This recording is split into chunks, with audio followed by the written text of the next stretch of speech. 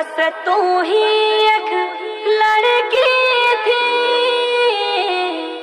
जिसे मैं प्यार करता था।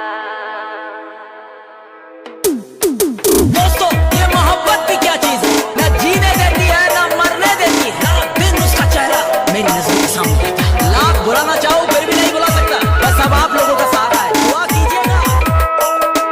कि धोखा मिला जब प्यार में जिंदगी में उदासी छा गई। धोखा मिला जब प्यार में जिंदगी में उदासी छा गई। सोचा था छोड़ देंगे इस राह को, पर आज मोहल्ले में दूसरी आ गई, दूसरी आ गई।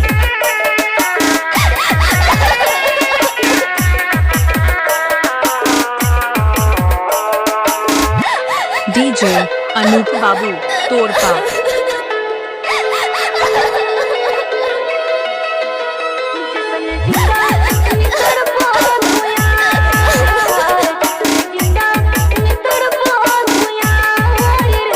डीजे अनूप तोड़पा।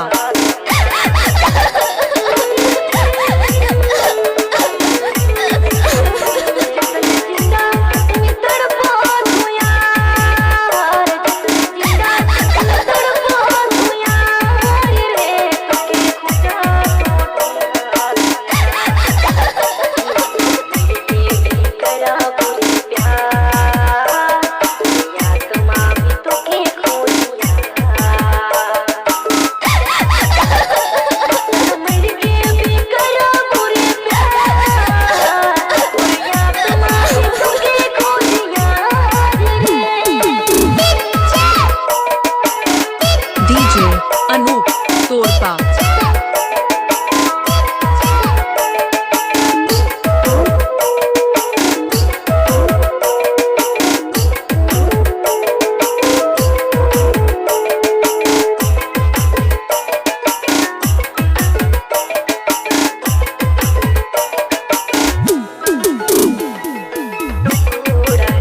डीजे अनूप बाबू तोड़पा।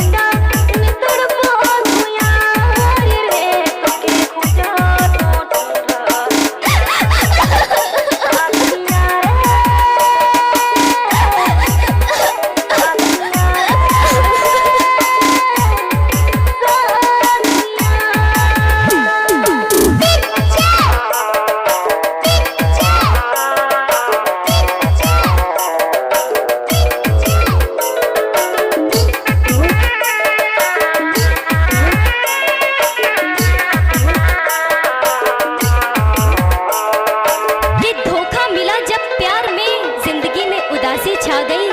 धोखा मिला जब प्यार में जिंदगी में उदासी छा गई।